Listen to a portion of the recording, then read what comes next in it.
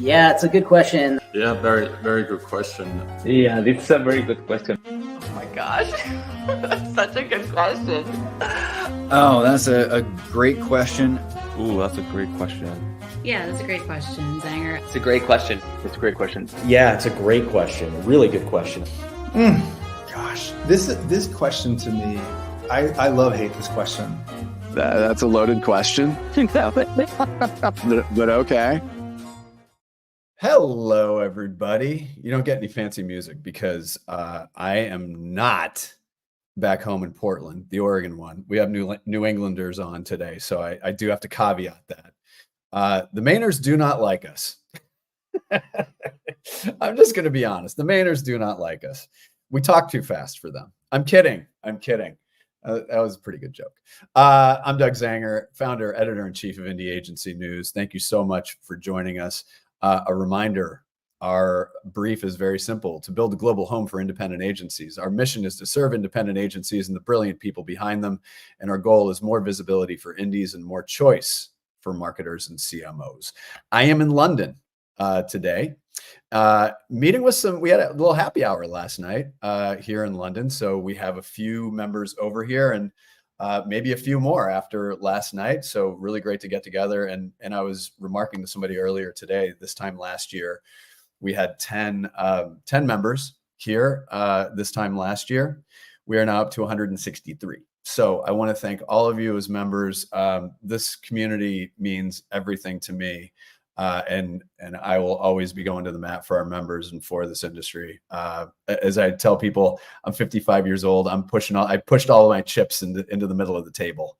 And so this is what I'm going into the sunset with. And I believe very, very deeply in what indies bring, not simply to a client's business, but to talent as well. And as an FYI, next week, we're going to start doing Meet an Indie Freelancer.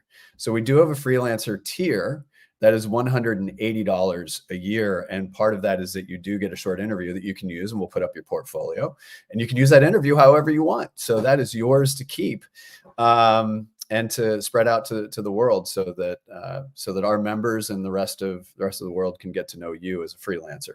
So we're excited to start kicking that off. Plus, we're going to have a lot of other stuff going on in 2025. We wrapped up our first award, the Indie Agency News Top 40, not so recently, well, sort of recently. And we're in the awards mood again. Now, I'm going to say this. I will say it publicly. I freaking love Boston. I do. I genuinely love that city. And I love the people as well. And I think that's another big important part of this. And 63 freaking years. Let's bring Barb Riley in, the president and CEO of the Ad Club. 63? Yes, and I would like to just say you look like you're from New England right now with what you're wearing. So you must. This is very Portland, Oregon, too, right? Yeah, that's true. Right. Yeah, 63. Can you imagine? But don't forget, the Ad Club in Boston is 121 years old. So we've been around a bit. Yeah, I think so. I think Portland, we had the Oregon Advertisers Association, and I think we might have been a little older than you, not by much. So I know that Boston and Portland, Oregon have the two oldest. But here's what, by the way, I love the design of that 63 logo. Who did that? Well, don't you just love it? Was an independent agency, CTP. Isn't it great? Okay. Yeah, I really, really like that a lot.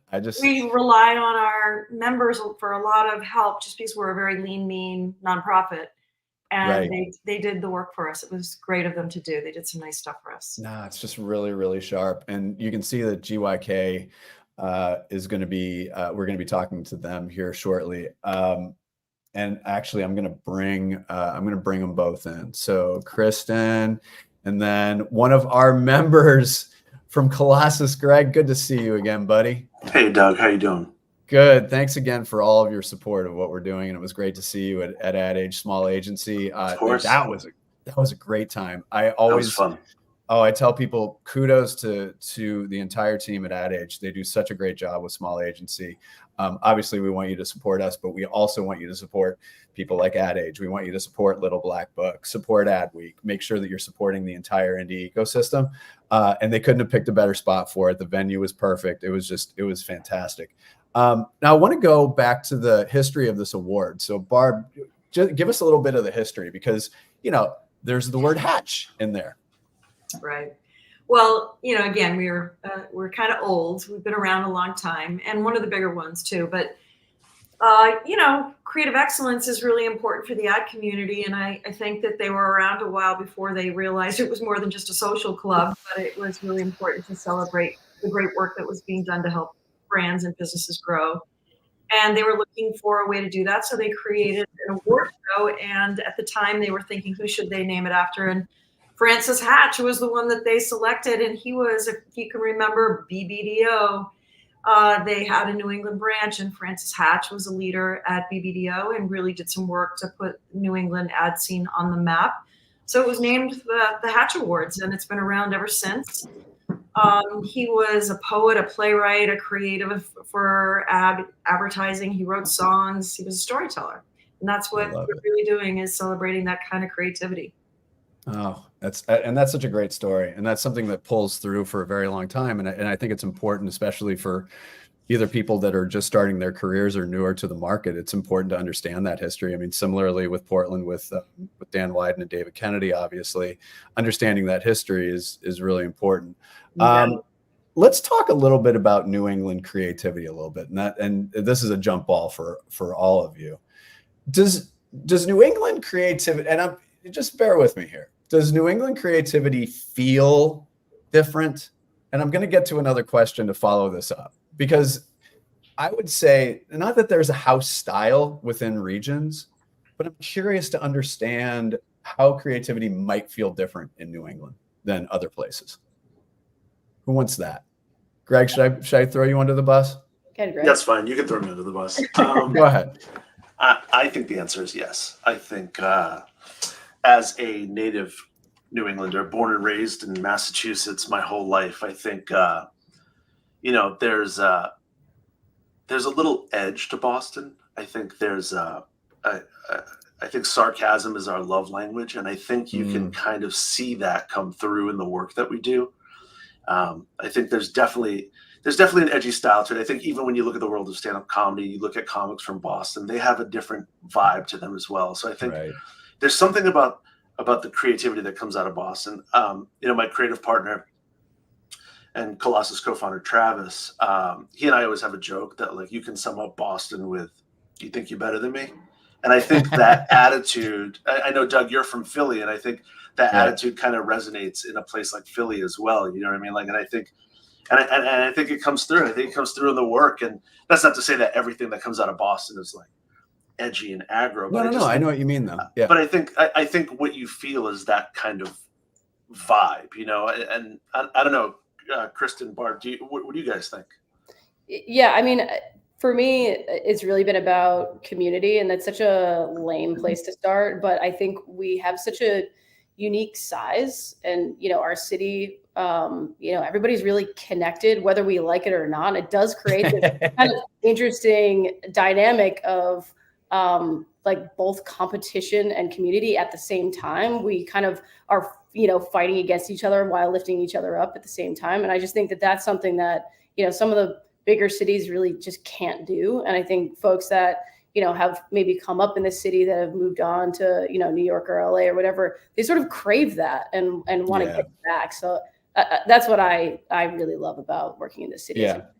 I'm only going to add one thing, Doug, if I can. Yeah, go, Barb. I mean, it goes beyond the advertising. I think we're a city of firsts to begin with. I mean, our city is known for all these incredible firsts, like in technology and healthcare and politics and you name sports, but we always have something to prove. I feel like we never settle.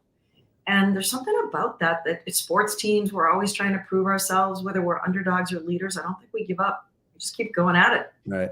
Yeah, it's funny. I think sorry, go ahead, Greg. No, go ahead, Greg. I think you can triangulate all three of those answers, right? Because I think, because Cristin, what you were saying about community, like I think Boston is always looked at like, well, you're not New York, you're not LA. So I think that's where a Yeah, little you bit know of that, what? like, yeah, exactly. It's like, okay, we'll show you, you know. And I think Right. Barb too, like the first, like we are such a strong community, and I think, you know, there's a sense of confidence that we have too. That's like we're just as good as any other city, you know. And let me caveat that finger was not meant for independents. That was not meant for indies, because we have a lot of great indies in New York and Los Angeles. I love New York and LA, of course. I love New that's York and LA amazing. too. It's amazing. I love but No, I do. But I have to caveat that by saying that was for the holding companies. Yeah. It's, you know, let's move off that. All right, we talked about the chip on the shoulder. We've acknowledged that, you know, my family's from the Philly area, so it's a very similar thing where it's working hard, prove everything. To Greg's point, you know, Philly comedians, same deal, right? And it's just like a different edge to it.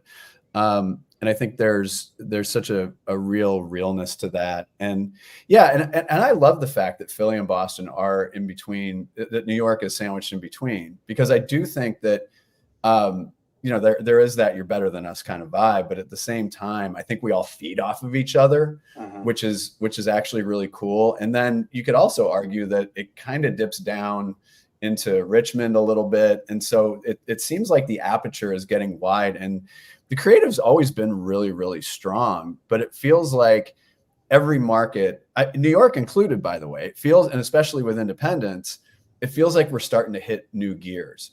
And so not that the work was ever bad before, it's always been great. But what I'm seeing with indies everywhere, but since we're talking about the Northeast, it keeps getting better and better. What do you think is it keeps building the momentum for improving? I mean, the changing of the landscape and the sort of addiction that I think a lot of us have to, you know, running on this media treadmill and trying to keep up. And, you know, especially when you're on the agency side, there's just something exhilarating about trying to do the next thing and the new thing, and trying to, you know, reinvent what marketing is every single day, because you kind of have to. You know, there's something that there's always like the carrot is always, you know, you're always like chasing. Oh, yeah. I think that really kind of keeps the energy up, and, you know, allows us to sort of think differently every time we attack something. Yep. Let's see. Show of hands. Who in this show knows Mark Nardi? Oh my God. Freaking Mark Nardi. Tell me that's not the greatest Boston name ever. Mark freaking Nardi. Yeah. And unbelievably talented. We first met, so I was in radio long time ago. And I was a creative director in radio. I built creative in-house practices at radio groups. And he and I first met, Radio Mercury Award, kind of that vibe. And oh my God, what a talent. What a talent. And Boston through and through. So that was our little quiz here. Yeah, he's a good guy.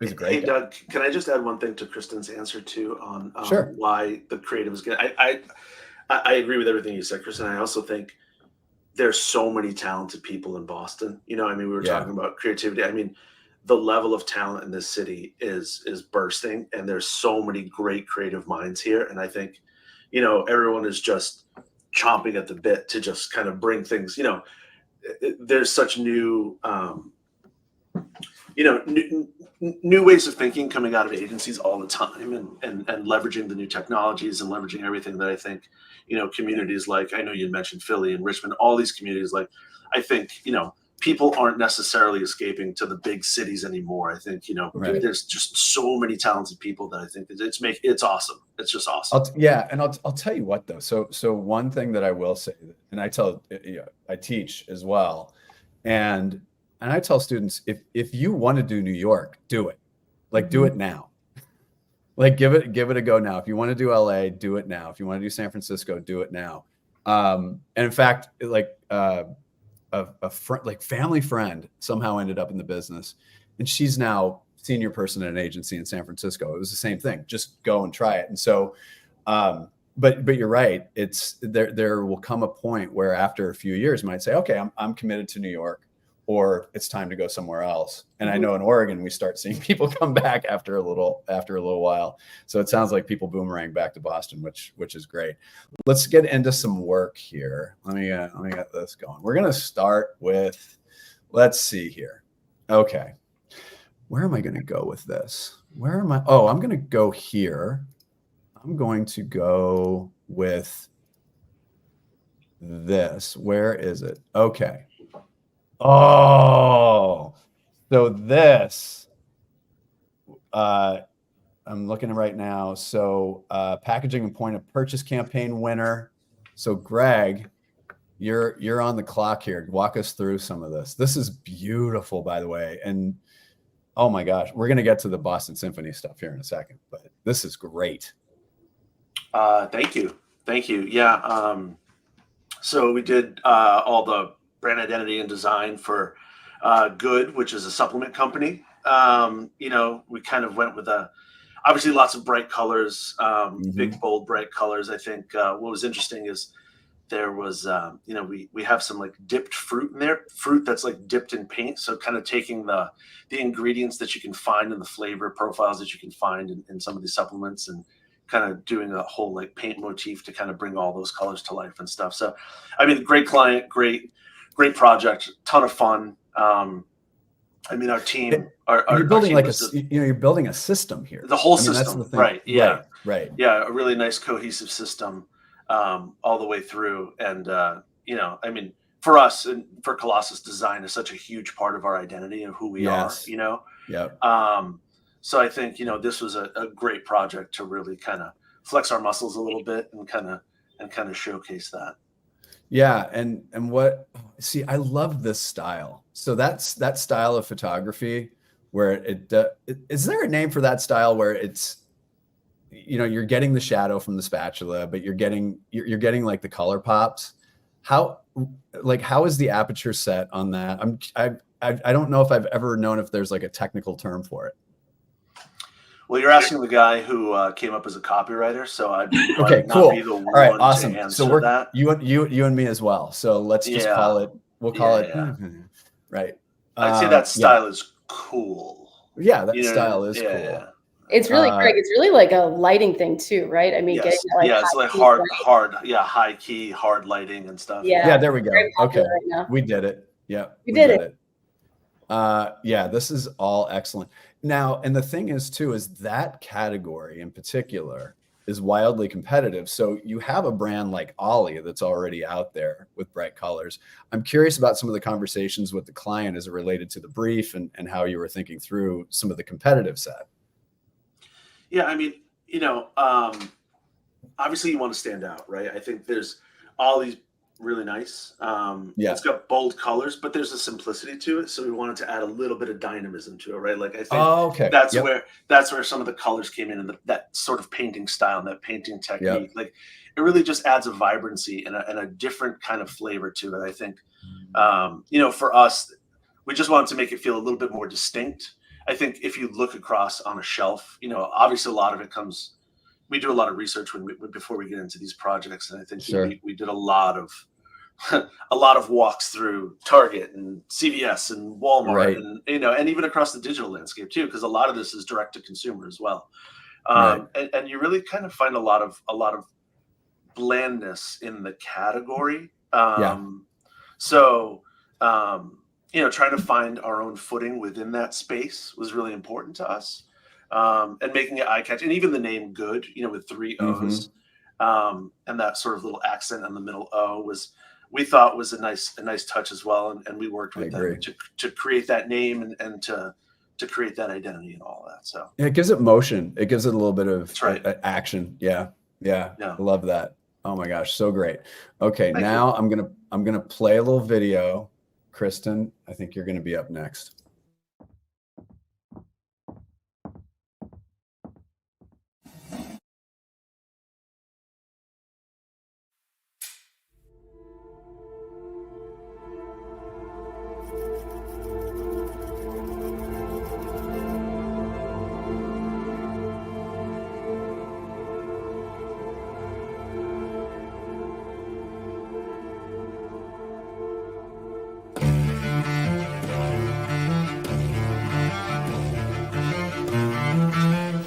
from Boston. Here come the Bruins. A nice, gentle game full of battered chins, cracked skulls, and nosedives. And the Bruins have won the Stanley Cup. Boston power. Passes to Dumart. Dumart shoots. He scores. Boston with O'Ree down the ice. O'Ree comes up to net. If you think you can, you can. If you think you can't, you're right. You're right. Here comes Bobby. Look at him go. Fedor shot. Stone. Bobby O'Reilly's into the stands fighting with a Ranger fan, and all the Bruins are going over. Ray Bourque, the captain of the Bruins, will make a presentation. Wow. Look at A save by Lemon. You never saw more better games than Reggie Lemon turned in. the Boston Bruins are a one empty bunch. That many done 50 and 44.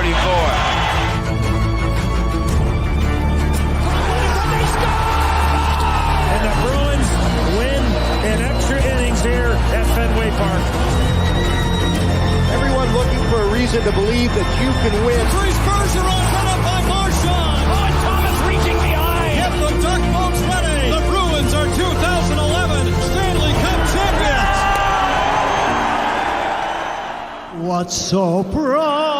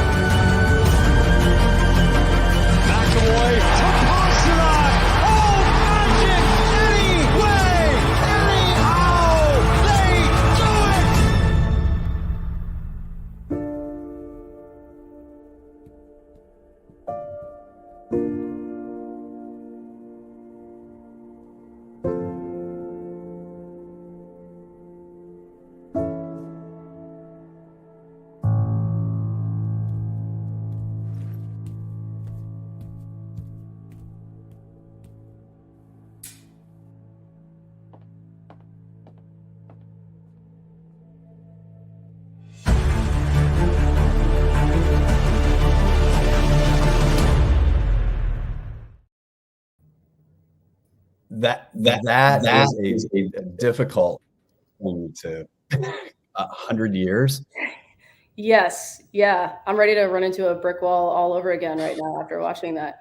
I met Willie O'Ree once. That's incredible. When he was awesome. Yeah. Yeah. Oh my God. What a gift of a project to have, with the first team in the league to kind of hit that centennial mark and to kind of capture the storied history that the team has, and really kind of creating a storyline that creates a bit of a cliffhanger and some of a hopeful future. That was really the goal of that film, and it really just kind of acting as a love letter to the fans. And what I love about that, and Barb and Greg, you can weigh in on this too, is it can be very, very easy to try too hard. And what I mean by that is I went to a Celtics game once and at the Garden, and it was I think it was the first year that they started having like cheerleaders and like the promo guy. They did not like it. The fans did not like it one bit. And it was hilarious because there's a purity to it, right? So same with the Bruins, where it could be so easy to get maudlin. It could be and there's so much that you can pull from. I just thought the editing and the creative choices that were made were excellent.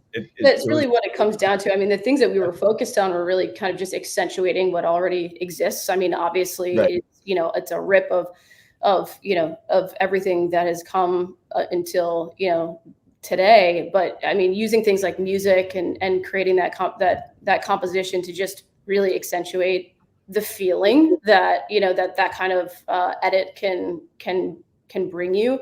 That was a really big piece of it too, to just kind of capture that in visuals, but that also, in in that score and Right. creating a range of emotions right to the very end there. No, I love it. I love it.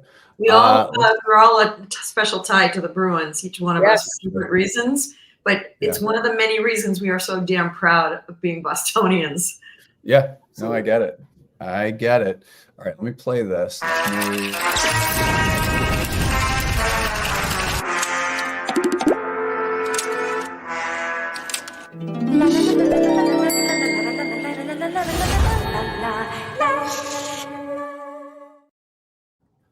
Excellent. I'm going to play another one. Hold on.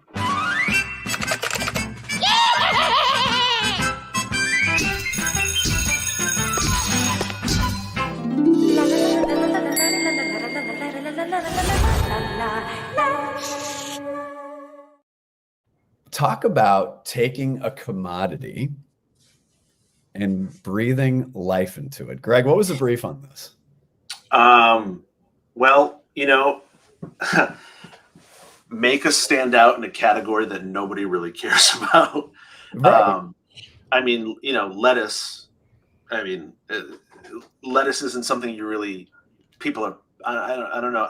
Yes, there's probably a really passionate group of people about lettuce, but I think to the general public, I think people just look at lettuce as lettuce. Right. What was amazing about Bowery Farms, though, is that it's all grown indoors, right? It's and I think there's something really special about the way, it's completely organic, the way it was, it's indoor farming.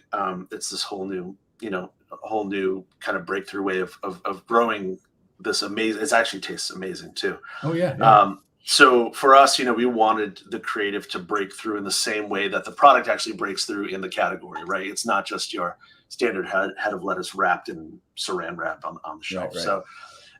So we really wanted to kind of tap into kind of some relatable human emotions. I think some of the copy you saw there, like your parents believe everything they read online, and you peaked in 4th grade and all these things. But like, hey, no matter what you're going through in your life at the moment, guess what? Your lettuce is going to be delicious no matter what.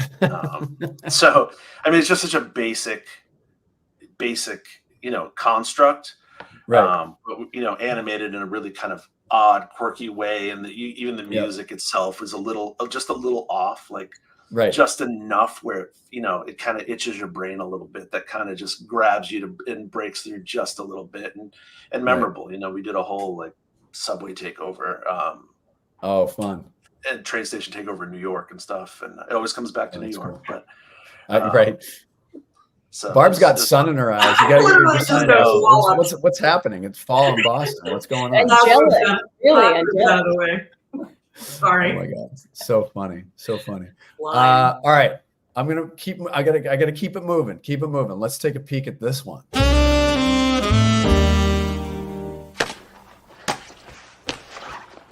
You know what I love about this Archeroos Rosé? The fresh, fruity, forward taste and raspberry. It's very light and flavorful. It's the perfect thing after good skid. Excuse me, I just gotta leave the old tank.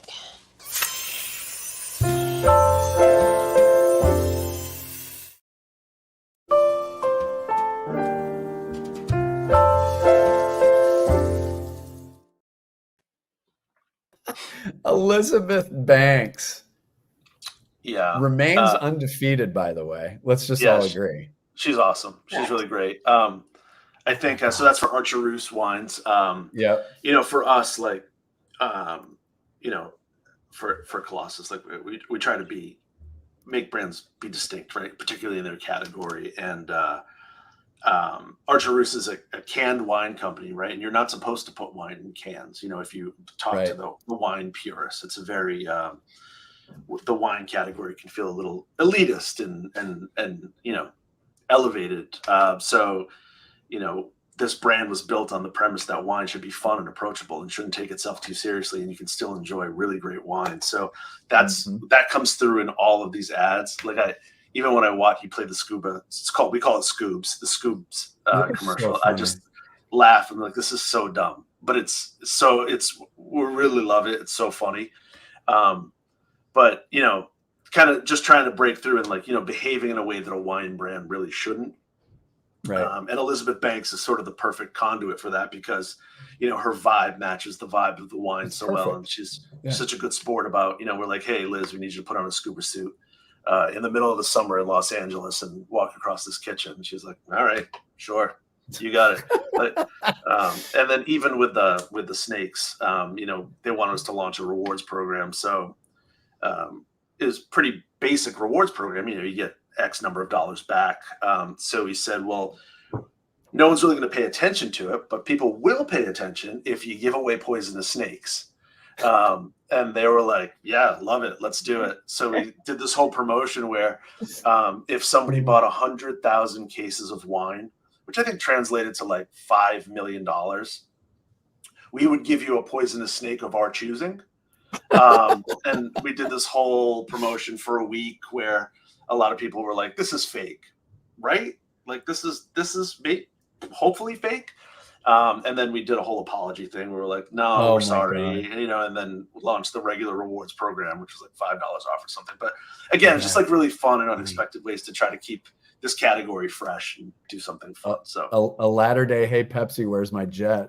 Exactly. Except where's my Black Mamba or Cobra or whatever. Yeah. One more from Colossus. This is beautiful work. Let's see. I'm not real great with the system here. So walk us through this. Let me pull this up so that it's a little less that. The Boston Symphony work, it's gorgeous. It's absolutely gorgeous. Walk us through that a bit. And I'll figure out how I can get this onto something a little less. You know, we were tasked with rebranding the BSO, the Boston Symphony Orchestra, which, you know, if you're from Boston, it's even if you're not from Boston, it's one of the most famous orchestras in the world. It's an institution. And they, you know, it's a really, really tough challenge to kind of rebrand it's a monumental task. It took quite a long time. It was a lot of blood, sweat, and tears. Our design team was amazing. You know, I mentioned my partner Travis earlier too. Like this was his baby for a long time. He spearheaded this, you know, along with many members of the Colossus team.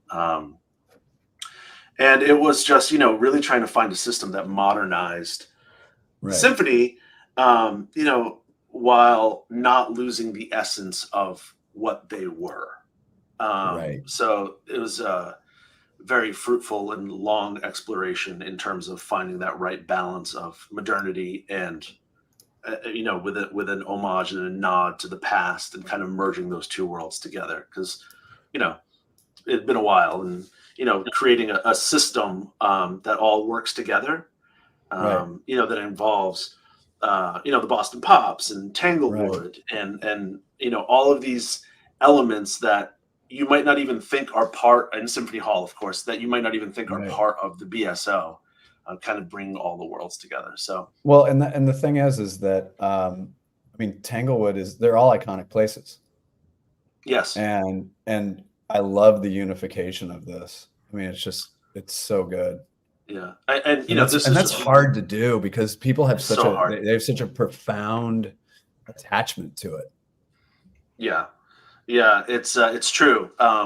You know, even when you do a lot of, you know, you do a lot of research and you talk to a lot of people, and they have very strong feelings about, you know, about what it should be and what it shouldn't be, and and I think, you know, it's sometimes the best answers are the simplest ones, and, you know, there's I know this is just a small microcosm of the whole system, but it's really beautiful and something we're so proud of. I think, you know, the team did such an amazing job, and the client was amazing too. They're very supportive, and you know, it was great. Texting my wife because she's asking me what sort of dog food. Pro Plan salmon and rice. The world never stops, right? Okay, we're going to conclude with Best in Show. So let's take a look. Close your eyes. It's 2023. You're 19 years old, rubbing the pandemic fog from your eyes, dodging wildfires, drowning out negative news cycles, and yet expected to ace calculus. It's no surprise that Gen Z is reported to be the most stressed out generation. But they're actively seeking resources to help them navigate the chaos to crush their goals. And while Sallie Mae, a student loan provider, might seem like an unlikely candidate for the job, they want to show up for students and provide support throughout their educational journey, not just at the end when it comes time to pay back loans. So how could Sallie Mae offer Gen Z something helpful and enjoyable enough to earn their time and attention? Well, first they focused on an infamously stressful time of year for students, final exams. Then they dropped a brand new lo-fi music album based on the popular genre's proven ability to stimulate learning, boost mood, filter out distractions, and help listeners achieve a sound mind. Grounded in science and structured using the Pomodoro method of 25 minutes of focus and 5-minute breaks, the SoundMind album features 17 original tracks that fall within a specific range of beats per minute, helping students boost brain power and study, but also vibe out and relax. Sallie Mae partnered with several popular lo-fi artists to record tracks and share the album. Then, they let Spotify's algorithm take hold and push SoundMind tracks to the artist's collective 2 million monthly listeners' discoverable playlists. Knowing students have different studying styles and platform preferences, the team also created an album visualizer for YouTube, a platform popular for Gen Z, transporting viewers into a Zen world with a floating brain, a sleeping cat, and of course, space whales. Costing only 6 cents per minute of listening, SoundMind captured 25,000 hours, or 1.5 million minutes of attention across Spotify and YouTube. When I tell you that it works, I really mean it. This was my go-to album when I was studying for finals last week, and it really helped me to lessen my distractions and concentrate on my tasks. So it's safe to say the listeners liked it. The album visualizer had 400,000 views with a completion rate of almost 80%, blowing YouTube benchmarks to the moon, along with the stereotype that Gen Z has the attention span of a goldfish. But most importantly, this proves that Sallie Mae showed up when and where they were needed, helping students they serve to pursue their academic dreams, all while keeping a sound mind. So stinking good. Thank you. Thank you. Not gonna lie, I listen to Lo-Fi Girl all the time. Yeah. I mean, that tracks for me, right? yeah. It's the Portland, Oregon vibe, I think. Yeah. Lo-fi, okay. right? So walk through the brief. Walk us through this whole thing. It's yeah. I mean, all of this work is brilliant, but there's a reason that this was best in show. Yeah, I think it's such a cool opportunity to work with a client that is willing to take this kind of risk, and I think the brief, it was a bit briefless. We went through a really rigorous strategy stage with the clients in the larger goal of changing the perception of Sallie Mae as a student loan company. And, the case study kind of takes you through that.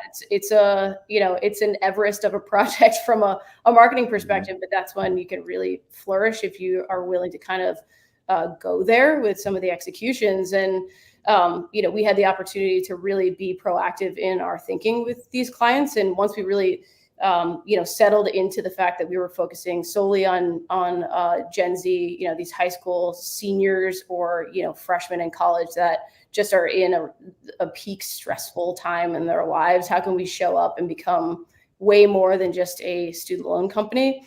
And, when we just pitched the idea of, hey, let's launch an album for finals week and give them just this tool that takes, a really low moment in their college careers into something, just a little bit better, 5% better, having that sort of interaction with a brand like Sallie Mae, you just don't get that in a more traditional sense. So having students, sitting with our album visualizer or, sitting with headphones on and listening to our album, being able to have that sort of individual moment with students as a brand for, over an hour. It's definitely longer than that 6-second, perception that we have of their attention span. It's when, you're making products, and experiences for them that, on behalf of the brand that people are kind of gravitating towards instead of skipping. That's the kind of content that we want to make. Those are the kind of experiences that we want to create. And I think Sound Mind was just a fantastic example of, how brands can really show up and provide value when you really kind of know your audience on a deep level. Such a great example of how creativity is evolving to match, all the new media and all the new ways to get to the consumer. And I think we'd all poke our eyeballs out if we were still back in the days of just, a few pieces of media to work with. This kind of makes it exciting. Yeah, no, it's true. Part of it, Barb, is the media piece and being able to have the flexibility to look at the media plan in a creative way and back out of that. It's like, let's come up with the idea first, and then we can kind of fill it in with, we didn't make something for YouTube. We wanted to make a music experience, and then we said, okay, what are we going to put on YouTube that's really going to help elevate this? And then we were just kind of filling in the media plan as we saw fit for the idea versus the other way around. It's great. When did this launch? It was last year. So it was last like the end of summer finals week thing. And we're about the cool thing about this is it doesn't go away. It's on Spotify, it's on YouTube. So it's been kind of kicking around. And we've put media against it every once in a while during different events in students' lives. We're about to hit 1 million streams. So I'm probably gonna make like a weird platinum album, plaque for something crazy. So yeah, we'll see. I love that little platinum album. Really I love excited. it. Yeah. I used to see love why when they would bring those in. You can see why Best of Show for GYK and Colossus won the most number of Hatch Bowls this year. So 2 indie agencies really topping the charts for Hatch this year. Greg, what do you put in those bowls? Mostly, peanut M&Ms, obviously. Okay. Yeah, you sort them by colors in the different bowls. Right. Not Archer Roos and drink it. I was going to say a little innuendo there, but what are you going to do? I'm an Oregon guy. We're idiots. I'm kidding. I'm kidding. Let's see here. The dog may have an ear infection. No. She'll be fine though. She'll be fine. Nothing to do with the food though. Well, golden retriever. There's always something with a golden retriever. Yeah, she's a doll baby though. She's a doll baby. Boston's a great dog town. Boston's Oh yeah. And I just realized, I'd mentioned earlier that we do radio. We should do a Boston themed radio show. We should get that. We need to get that set up. Love it. Let's do it. I love that. Listen, or as you like to say in Boston, look it. Honestly, it is a joy it's a joy to have Boston anytime. It's just such a thrill. And Barb, Josh over in your team has been incredibly supportive of the work that I've done over the years. And all of you in Boston have been incredibly supportive. And as mentioned, Greg and Colossus are members, but I love being able to share this work and a reminder to people that get to know these organizations as well. It's really important to understand what's happening in these markets. So the Ad Club is legitimately theadclub.org. So you got a good URL there. That's an easy one. But the thing too is that you'll go through this candy store of work. So you'll be able to go through all of them, and from merit up to gold and best of show, of course. But really, really solid stuff. What excites you most? We'll leave with one thing. What excites you most about the future of creativity in Boston? Can I just back up for 1 second before we get to that answer? I just want to thank you, Doug, for shining a light on Hatch. I think. Oh, my pleasure. I think it's really cool. I think, for people who have come up like myself in the Boston scene, like Hatch holds a really special place in all of our hearts. Totally.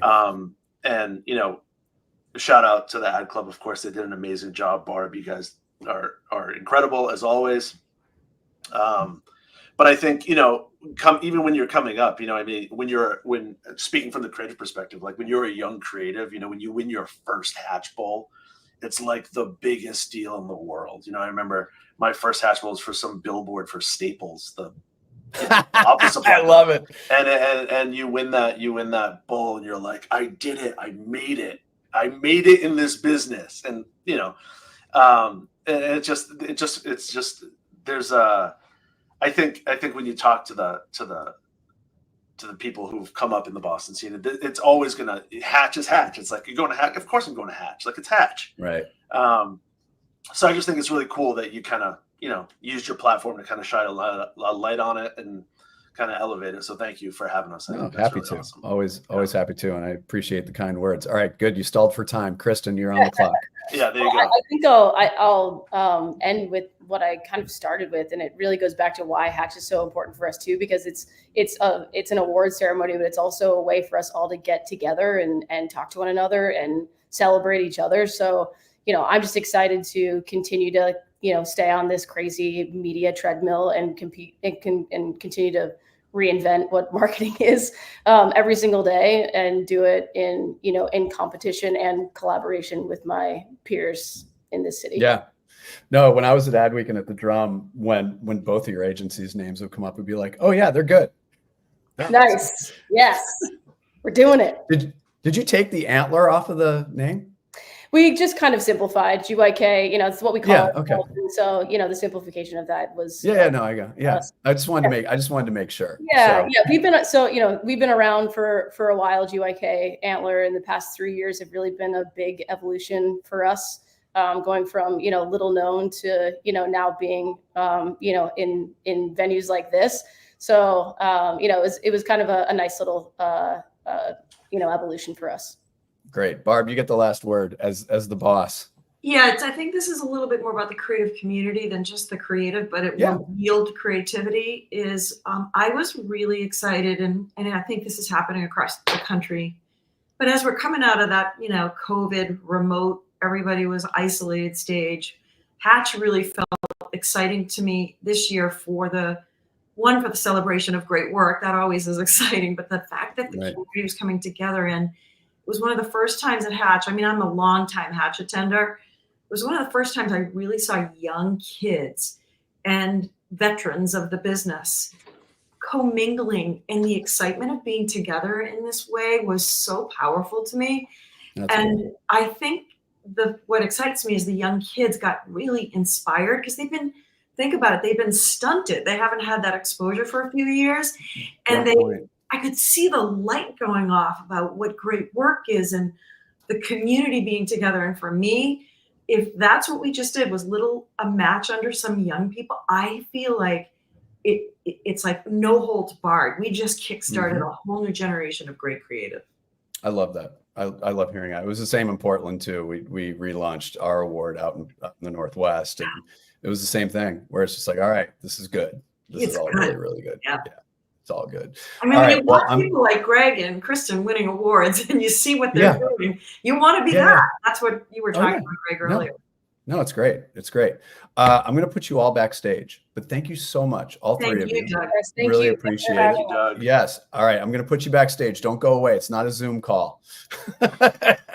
All right, everybody. Thank you so much for joining us today. I love going through the work. I really, really do. And I remind you, as members, I want to see your work, and I want to talk about the work. And by the way, it doesn't have to be work that's new. It could have been from 5 years ago, 10 years ago.